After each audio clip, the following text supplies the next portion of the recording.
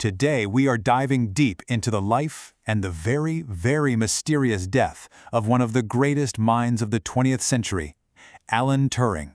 And let me tell you, the story you think you know, well, it might not be the whole story at all.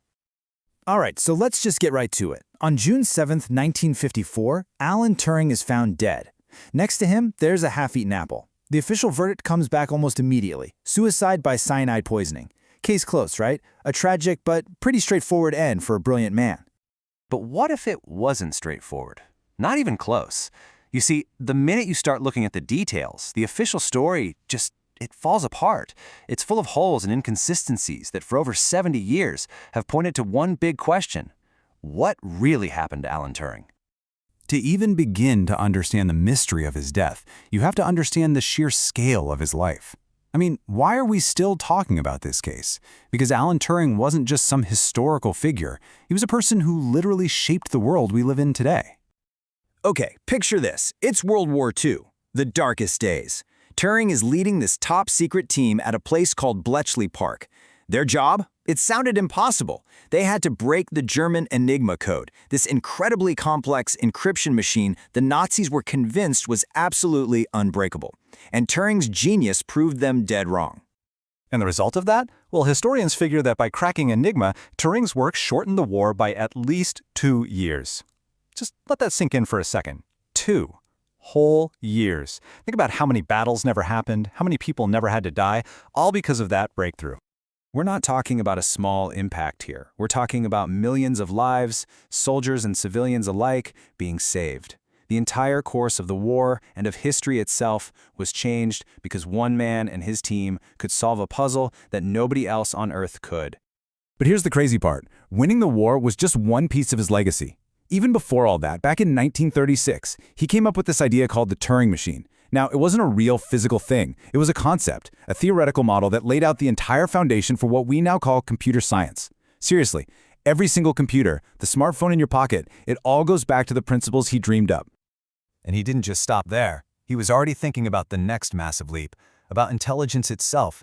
He was dreaming up artificial intelligence long before it was even a thing.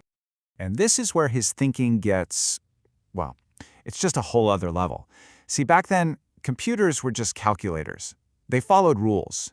You give them an instruction, they follow it. But Turing, he imagined something totally different. Systems that weren't just programmed, but could actually be trained. Machines that could learn. He had a name for them, unorganized machines. This was his idea from 1948, and what he was describing were networks of artificial neurons that you could teach, almost like a kid. He was basically describing the architecture of modern neural networks, the engine behind all of today's AI, a full decade before anyone even built the first simple version. The man was light years ahead.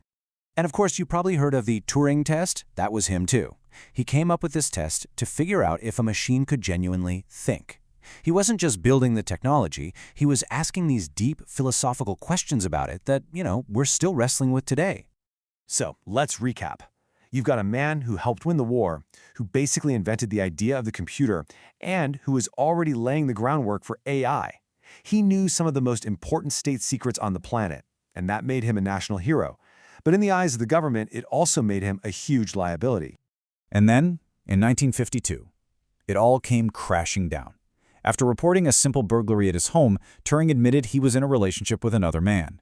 And in an era of brutal homophobia, that was a crime. He was arrested and convicted for gross indecency. The country he had saved literally turned its back on him. And his downfall was just sickeningly fast. He was given a choice, go to prison or submit to chemical castration. He chose the latter, forced to take estrogen injections. A year later, his security clearance was gone. A year after that, he was dead. Just 2 years, from a national hero to conviction to the grave. Because of this conviction, his whole world changed. The Cold War was just starting, and MI5 no longer saw a war hero. They saw a blackmail risk. They put him under surveillance, they banned him from his own pioneering work at GCHQ, and all the while, he was suffering the horrific physical and mental side effects of the hormone treatments.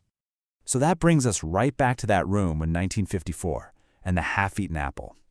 Was this really an open and shut case of suicide? A man pushed to the brink who just couldn't take it anymore? Or When you know everything he was up against, could something else have been going on? When you actually look at the case file, the official story looks incredibly weak. For starters, the inquest was a joke. It was rushed through in just 2 days. And the apple, the supposed murder weapon, get this, it was never even tested for cyanide. They just assumed. On top of that, he didn't leave a suicide note, and his friends said he seemed upbeat, even making plans for the future. It just doesn't add up. So, what else could it be? Well, 2 big theories stand out. The first is a horrible accident. Turing did chemistry experiments at home, using cyanide for things like electroplating. It's totally possible he just accidentally inhaled the fumes or got some on his hands. His own mother believed this till the day she died. The second theory? It's much darker. Assassination. Was Turing, the man who knew everything, silenced by intelligence agencies who decided he was just too big of a security risk to be left alone? And look, this isn't just some wild conspiracy theory. Experts like Professor Jack Copeland, who studied Turing's life for years, have said flat out that the suicide verdict is not supported by the evidence. He called the original inquest inadequate. These doubts are real, and they're coming from people who know the case inside and out. Now fast forward to 2013. The British government finally issues a royal pardon, officially apologizing for the shameful way they treated him. It was a huge moment, a wrong finally being righted. But while they cleared his name for the conviction, the official cause of his death, that was never re-examined. Those questions are all still just hanging there. In the end, we're left with one haunting fact. A genius was silenced. Whether it was by the crushing weight of prejudice, a tragic accident, or something far more sinister, the world lost one of its greatest minds. And it just makes you wonder, what other secrets, what other world-changing ideas died with Alan Turing?